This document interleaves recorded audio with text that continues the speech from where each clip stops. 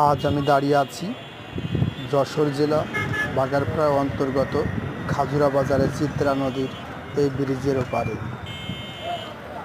আজ আমি জানাবো একটি নদীর জীবন কাহিনী। যশোর জেলার চিত্রা নদীর উৎপত্তি চুয়াডাঙ্গা জেলার দশনা বা চুয়াডাঙ্গা ও দশনা নিম্নস্থল থেকে। এটি ঝিনাইদহ জেলার বিভিন্ন স্থান অতিক্রম করে যশোর জেলার বাঘারপাড়া উপজেলার জোহরপুর ইউনিয়ন এবং নড়াইল জেলার কিছু অংশ হয়ে নবগঙ্গা নদীর সাথে মিলিত হয়েছে। উৎপত্তি স্থল চিত্রা নদী চুয়াডাঙ্গা জেলার দশনা এলাকার মাথাভাঙ্গা নদী থেকে উৎপন্ন হয়েছে।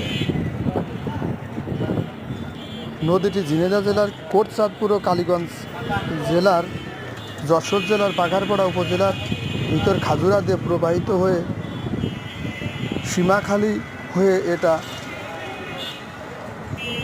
নড়াইল নবগঙ্গা নদীতে মিলিত হয়েছে। এই নদীটি একসময় অনেক বড় ছিল এবং অনেক ধরনের নৌকা ট্রলার জাহাজ আসতো নদীতে।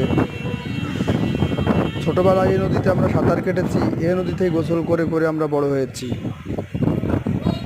এই নদীতে একসময় অনেক ধরনের মাছ পাওয়া যেত, কিন্তু এখন কালের পরিক্রমায় নদীর সেই যৌবন এখন হারিয়ে ফেলেছে।